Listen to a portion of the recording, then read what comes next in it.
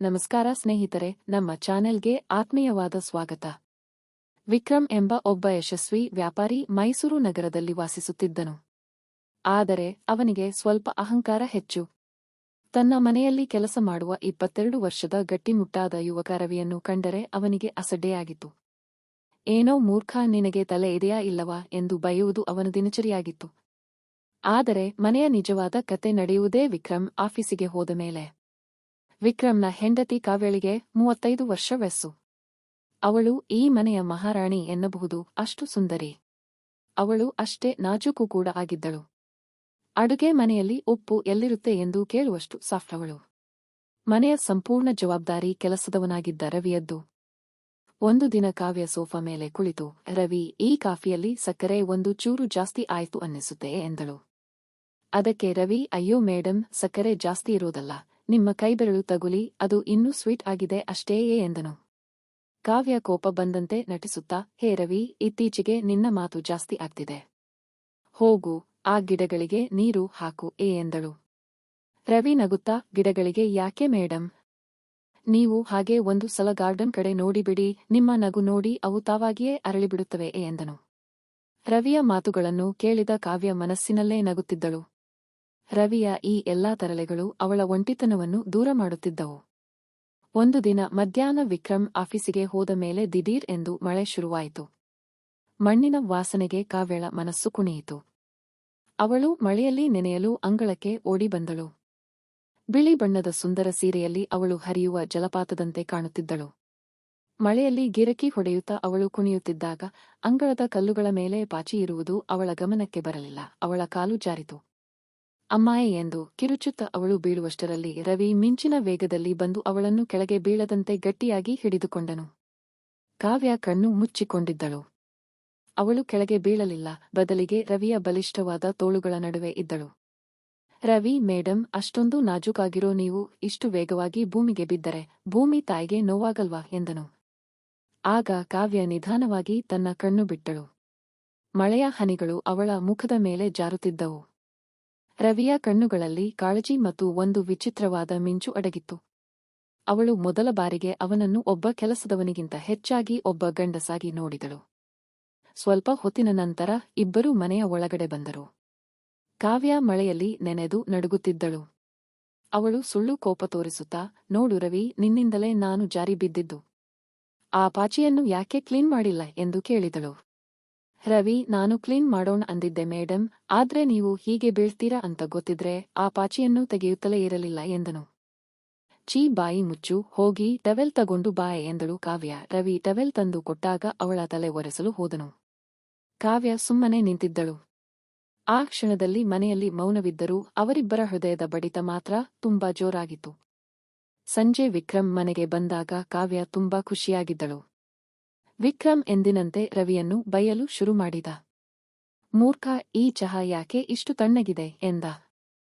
ಆಗ ಕಾವ್ಯ ಮಧ್ಯೆ ಬಂದು, ಅವನು ಮೂರ್ಖನಲ್ಲರಿ, ಈ ಮನೆಯ ಕಳಸ ಅವನು. ಅವನಿರದಿದ್ದರೆ ನಾನು ಇವತ್ತು ಹಾಸ್ಪಿಟಲ್ನಲ್ಲಿ ಇರಬೇಕಿತ್ತು ಎಂದಳು. ಇನ್ಮುಂದೆ ಅವನನ್ನು ಬೈಯಬೇಡಿ ಎಂದು ಗಟ್ಟಿಯಾಗಿ ಹೇಳಿದಳು. ವಿಕ್ರಮ್ ಗಾಬರಿಯಾದನು. ರವಿ ಮಾತ್ರ ಕಾವ್ಯಳ ಕಡೆ ನೋಡಿ ಹೇಳಬೇಡಿ ಎಂದು ಕಣ್ಣು ಮಿಟುಕಿಸಿದನು. ವಿಕ್ರಮ್ ತನ್ನ ಹೆಂಡತಿಯ ಬದಲಾದ ವರ್ತನೆ ನೋಡಿ ದಂಗಾಗಿ ಹೋದನು. ಆದರೆ ವ್ಯಾಪಾರದ ಯೋಚನೆಯಲ್ಲಿ ಅದನ್ನು ಅಷ್ಟಕ್ಕೆ ಮರೆತುಬಿಟ್ಟನು. ಮಾರನೆಯ ದಿನ ವಿಕ್ರಮ್ ದೊಡ್ಡ ಡೀಲ್ ಕುದುರಿಸಲು 2 ದಿನಗಳ ಕಾಲ ಪ್ರವಾಸಕ್ಕೆ ತೆರಳಿದನು. ಮನೆಯಲ್ಲಿ ಈಗ ಕಾವ್ಯ ಮತ್ತು ರವಿ ಮಾತ್ರ ಉಳಿದರು. ಕಾವ್ಯಳಿಗೆ ಒಂದು ಕಡೆ ಭಯ, ಇನ್ನೊಂದು ಕಡೆ ಒಳಗೊಳಗೆ ಏನೋ ಒಂದು ಹೊಸ ಹುರುಪು ಮೂಡಲು ಶುರುವಾಯಿತು. ಬೆಳಗಿನ ಕಾಫಿ ಸಮಯವಾಗಿತ್ತು. ಕಾವ್ಯ ಬಾಲ್ಕನಿಯಲ್ಲಿ ಕುಳಿತು ಪೇಪರ್ ಓದುತ್ತಿದ್ದಳು. ರವಿ ಬಿಸಿಯಾದ ಕಾಫಿ ತಂದುಕೊಟ್ಟನು. ಇಂದು ಅವನು ಬಿಳಿ ಶರ್ಟ್ ಹಾಕಿಕೊಂಡು ತುಂಬಾ ಸ್ಮಾರ್ಟ್ ಆಗಿ ಕಾಣುತ್ತಿದ್ದನು. ಏನು ರವಿ, ಇವತ್ತು ತುಂಬಾ ತಯಾರಿ ಮಾಡಿಕೊಂಡಿದ್ದೀಯಾ? ಎಲ್ಲಿಗಾದರೂ ಹೊರಟಿದ್ದೀಯಾ ಎಂದು ಕಾವ್ಯ ಕೇಳಿದಳು. ರವಿ ನಗುತ್ತಾ, ಇಲ್ಲ ಮೇಡಮ್, ಯಜಮಾನರು ಮನೆಯಲ್ಲಿ ಇಲ್ಲವಲ್ಲ. ಅದಕ್ಕೆ ಯಜಮಾನಿಯಾಗಿರುವ ನಿಮ್ಮನ್ನು ಚೆನ್ನಾಗಿ ನೋಡಿಕೊಳ್ಳಬೇಕಲ್ಲ. ಕೆಲಸದವನು ನೀಟಾಗಿದ್ದರೆ ತಾನೇ ಮನೆಯ ಲಕ್ಷ್ಮಿಗೆ ಖುಷಿಯೇ ಎಂದನು. ಕಾವ್ಯ, ಹೌದಾ? ಸರಿ, ಇವತ್ತು ಅಡುಗೆ ನಾನೇ ಮಾಡಬೇಕು ಅಂತ ಅಂದುಕೊಂಡಿದ್ದೇನೆ ಎಂದಳು. ರವಿ ಜೋರಾಗಿ ನಗುತ್ತಾ, ಮನೆ ಯಜಮಾನಿಗೆ ಸರಿಯಾಗಿ ಕಾಫಿ ಮಾಡಲು ಬರುವುದಿಲ್ಲ, ಇನ್ನು ಅಡುಗೆ ಮಾಡುತ್ತಾರಾ? ಮೇಡಮ್, ಅಡುಗೆ ಅಂದರೆ ಏನು ಅಂತ ನಿನ್ನೆ ತಾನೇ ಕೇಳಿದ್ರಿ. ನೀವು ಅಡುಗೆ ಮನೆಗೆ ಹೋದರೆ ಅದು ನಿಮ್ಮನ್ನು ನೋಡಿ ಭಯಗೊಂಡು ಹಿಂದೆ ಸರಿಯುತ್ತೆ ಎಂದು ಗೇಲಿ ಮಾಡಿದನು. ಕಾವ್ಯ ಸಿಟ್ಟಿನಿಂದ ಒಂದು ತಲೆದಿಂಬು ಎಸೆಯುತ್ತಾ, ರವಿ ಸುಮ್ಮನಿರು, ನನಗೂ ಅಡುಗೆ ಬರುತ್ತೆ ಅಂತ ಇವತ್ತು ತೋರಿಸ್ತೀನಿ ಎಂದು ಹಠ ಹಿಡಿದು ಅಡುಗೆ ಮನೆಗೆ ಹೋದಳು. ರವಿ ದೂರದಲ್ಲಿ ನಿಂತು ಅವಳ ತಮಾಷೆಯನ್ನು ನೋಡುತ್ತಿದ್ದನು. ಅವಳು ಈರುಳ್ಳಿ ಹೆಚ್ಚಲು ಹೋದಾಗ ಕಣ್ಣಲ್ಲಿ ನೀರು ಬರಲು ಶುರುವಾಯಿತು. ಕೈಯಲ್ಲಿದ್ದ ಮೆಣಸಿನಕಾಯಿ ಖಾರ ಕಣ್ಣಿಗೆ ತಗುಲಿ ಕಾವ್ಯ, ಅಯ್ಯೋ ರವಿ, ಕಣ್ಣು ಉರಿತಿದೆ, ಬಾ ಇಲ್ಲಿ ಎಂದು ಕಿರುಚಿದಳು. ರವಿ ಓಡಿ ಬಂದು ಅವಳ ಮುಖ ಹಿಡಿದುಕೊಂಡು, ನಾನು ಹೇಳಲಿಲ್ವಾ ಮೇಡಮ್, ಇವೆಲ್ಲ ನಿಮಗೆ ಆಗಿ ಬರೋ ಕೆಲಸ ಅಲ್ಲ ಎನ್ನುತ್ತಾ ತಣ್ಣೀರನ್ನು ಚಿಮುಕಿಸಿ ಕರವಸ್ತ್ರದಿಂದ ಮೆಲ್ಲಗೆ ಒರೆಸಿದನು. ಅವರಿಬ್ಬರ ಮುಖಗಳು ತುಂಬಾ ಹತ್ತಿರವಾಗಿದ್ದವು. ಕಾವ್ಯಳಿಗೆ ಅವನ ಉಸಿರಾಟದ ಧ್ವನಿ ಸ್ಪಷ್ಟವಾಗಿ ಕೇಳಿಸುತ್ತಿತ್ತು. ರವಿ ಮೃದುವಾಗಿ, ಮೇಡಮ್, ನಿಮ್ಮ ಕಣ್ಣುಗಳು ಅಳೋದಕ್ಕೆ ಅಲ್ಲ, ಎಲ್ಲರನ್ನೂ ಆಳೋದಕ್ಕೆ ಇರೋದು ಎಂದನು. ಕಾವ್ಯ ಮೌನವಾದಳು.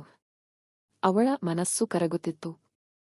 ನೀನು ಯಾಕೆ ಇಷ್ಟೊಂದು ಮಾತಾಡ್ತೀಯ ಎಂದು ಕೇಳಿದಳು. ಅದಕ್ಕೆ ರವಿ ಮಾತನಾಡದೆ ಇದ್ದರೆ ನೀವು ನನ್ನನ್ನು ಬರೀ ಕೆಲಸದವನು ಅಂತಲೇ ಅಂದುಕೊಳ್ಳುತ್ತೀರಿ ಅಲ್ವಾ ಎಂದನು. ರಾತ್ರಿ ಚಂದಿರನ ಬೆಳಕು ಅಂಗಳದಲ್ಲಿ ಹರಡಿತ್ತು. ಕಾವ್ಯ ಉಯ್ಯಾಲೆಯಲ್ಲಿ ಕುಳಿತಿದ್ದಳು. ರವಿ ಅಲ್ಲಿಗೆ ಬಂದು, ಯಜಮಾನರು ನಿಮ್ಮನ್ನು ತುಂಬಾ ಚೆನ್ನಾಗಿ ನೋಡಿಕೊಳ್ಳುತ್ತಾರೆ ಅಲ್ವಾ ಎಂದು ಕೇಳಿದನು. ಕಾವ್ಯ ನಿಟ್ಟುಸಿರು ಬಿಟ್ಟು, ದುಡ್ಡು ಕೊಡ್ತಾರೆ ರವಿ, ಆದರೆ ಸಮಯ ಕೊಡಲ್ಲ, ಅವರಿಗೆ ಬಿಸಿನೆಸ್ ಮಾತ್ರ ಮುಖ್ಯ, ನಾನು ಈ ಮನೆಯ ಒಂದು ಅಲಂಕಾರಿಕ ಗೊಂಬೆ ಅಷ್ಟೇ ಎಂದಳು. ರವಿ, ವಜ್ರದ ಬೆಲೆ ಅದನ್ನು ಮಾರುವ ವ್ಯಾಪಾರಿಗೆ ಗೊತ್ತಾಗಲ್ಲ, ಧರಿಸುವ ಅಂದಗಾತಿಗೆ ಮಾತ್ರ ಗೊತ್ತು. ನೀವು ಗೊಂಬೆಯಲ್ಲ, ಈ ಮನೆಯ ಜೀವ ಎಂದನು. ಕಾವ್ಯ ಎದ್ದು ನಿಂತು ಅವನ ಹತ್ತಿರ ಬಂದು, ರವಿ, ನೀನು ಬರೀ ಕೆಲಸದವನಾಗಿ ಉಳಿಯಬಾರದು ಅನ್ನಿಸುತ್ತಿದೆ ಎಂದಳು. ರವಿ ಅವಳ ಕೈಯನ್ನು ಮೆಲ್ಲಗೆ ಹಿಡಿದುಕೊಂಡು, ನಾನು ನಿಮ್ಮ ನೆರಳಾಗಿ ಇರ್ತೀನಿ ಮೇಡಮ್. ನೆರಳು ಕತ್ತಲಲ್ಲಿ ಕಾಣಿಸಲ್ಲ, ಆದರೆ ಯಾವತ್ತೂ ನಮ್ಮನ್ನು ಬಿಟ್ಟು ಹೋಗಲ್ಲ ಎಂದನು. ಅಂದು ರಾತ್ರಿ ಕಾವ್ಯಳಿಗೆ ತನ್ನ ಜೀವನದ ಅತಿ ದೊಡ್ಡ ಸತ್ಯ ಅರ್ಥವಾಯಿತು. ಅವಳಿಗೆ ಬೇಕಾಗಿದ್ದು ಹಣವಲ್ಲ, ತನ್ನನ್ನು ಪ್ರೀತಿಸುವ ಮನಸ್ಸು. ಮಾರನೆಯ ದಿನ ಬೆಳಿಗ್ಗೆ ಎದ್ದಾಗ ಅವಳಿಗೆ ತನ್ನ ಮನೆಯೇ ಹೊಸದಾಗಿ ಕಂಡಿತು. ಅಡುಗೆ ಮನೆಯಿಂದ ಗಮಗಮಿಸುವ ಉಪ್ಪಿಟ್ಟಿನ ವಾಸನೆ ಬರುತ್ತಿತ್ತು. ರವಿಯ ಹಿಂದೆ ಹೋಗಿ ನಿಂತ ಕಾವ್ಯ, ಏನು ರವಿ, ಇವತ್ತು ಸ್ಪೆಷಲ್ ಎಂದು ಕೇಳಿದಳು. ರವಿ ನಗುತ್ತಾ, ಇವತ್ತು ನಿಮ್ಮ ಮುಖದಲ್ಲಿರೋ ಕಾಂತಿ ನೋಡಿ ಇಡೀ ಮನೆಯೇ ಸ್ಪೆಷಲ್ ಅನಿಸುತ್ತಿದೆ. ಇವತ್ತು ನಾನೇ ನಿಮ್ಮ ನೆಚ್ಚಿನ ಗೋಡಂಬಿ ಉಪ್ಪಿಟ್ಟು ಮಾಡಿದ್ದೀನಿ ಎಂದು ಒಂದು ತುತ್ತು ನೀಡಲು ಹೋದನು. ಈ ಮಧುರ ಕ್ಷಣದಲ್ಲಿಯೇ ಹೊರಗಡೆ ಕಾರ್ ಹಾರ್ನ್ ಸದ್ದು ಕೇಳಿಸಿತು. ವಿಕ್ರಮ್ ಡೀಲ್ ಮುಗಿಸಿ ಬೇಗ ಬಂದಿದ್ದನು. ಕಾವ್ಯ ತಕ್ಷಣ ದೂರ ಸರಿದಳು. ವಿಕ್ರಮ್ ಒಳಗೆ ಬಂದವನೇ ಸೋಫಾ ಮೇಲೆ ಬಿದ್ದು, ರವಿ, ಎಲ್ಲಿ ಸತ್ತಿದ್ದೀಯಾ? ಕಾಲು ನೋಯುತ್ತಿದೆ, ಬಂದು ಒತ್ತೋ ಎಂದು ಅಹಂಕಾರದಿಂದ ಕೂಗಿದನು. ರವಿಯು ವಿಧೇಯನಾಗಿ ಕಾಲು ಒತ್ತಲು ಕುಳಿತನು. ಇದನ್ನು ನೋಡಿ ಕಾವ್ಯಳಿಗೆ ಒಳಗೊಳಗೆ ಉರಿಯುತ್ತಿತ್ತು. ವಿಕ್ರಮ್, ಕಾವ್ಯ, ಈ ರವಿಗೆ ಬುದ್ಧಿಯೇ ಇಲ್ಲ, ಕಾಲು ಒತ್ತೋಕು ಬರಲ್ಲ, ಈ ಮೂರ್ಖನಿಗೆ ಎಂದನು. ಆಗ ಕಾವ್ಯ ಖಾರವಾಗಿ, ಅವನಿಗೆ ಕೈಯಲ್ಲಿ ಶಕ್ತಿ ಇದೆ, ಆದರೆ ಯಾರಿಗೆ ಬುದ್ಧಿ ಇಲ್ಲವೋ ಅವರ ಕಾಲು ಒತ್ತಲು ಅವನಿಗೆ ಮನಸ್ಸಿಲ್ಲ ಅಷ್ಟೇಯೇ ಎಂದಳು. ಅಂದು ರಾತ್ರಿ ಕಿಚನ್ನಲ್ಲಿ ರಹಸ್ಯವಾಗಿ ಭೇಟಿಯಾದಾಗ ರವಿ, ಮೇಡಮ್, ಯಜಮಾನರ ಮುಂದೆ ಯಾಕೆ ಅಷ್ಟು ಸಿಟ್ಟು ಮಾಡಿಕೊಂಡ್ರಿ? ನನಗೆ ಭಯ ಆಗ್ತಿದೆ ಎಂದನು. ಕಾವ್ಯ, ನನಗೆ ನಿನ್ನ ಮೇಲೆ ಯಾರಾದರೂ ಕೂಗಾಡಿದರೆ ಸಹಿಸಿಕೊಳ್ಳಲು ಆಗಲ್ಲ ರವಿಯೇ ಎಂದಳು. ರವಿ ನಗುತ್ತಾ ಅವಳಿಗೆ ಚಾಕೋಲೇಟ್ ತಿನ್ನಿಸಿದನು. ಮಾರನೆಯ ದಿನ ವಿಕ್ರಮ್ ತನ್ನ ಫೈಲ್ ಹುಡುಕುವಾಗ ಕಾವ್ಯಳ ಫೋನ್ನಲ್ಲಿ ಒಂದು ನೋಟಿಫಿಕೇಶನ್ ನೋಡಿದನು. ಅದರಲ್ಲಿ ರವಿ ಮತ್ತು ಕಾವ್ಯ ಅಡುಗೆ ಮನೆಯಲ್ಲಿ ನಗುತ್ತಿರುವ ಫೋಟೋ ಇತ್ತು.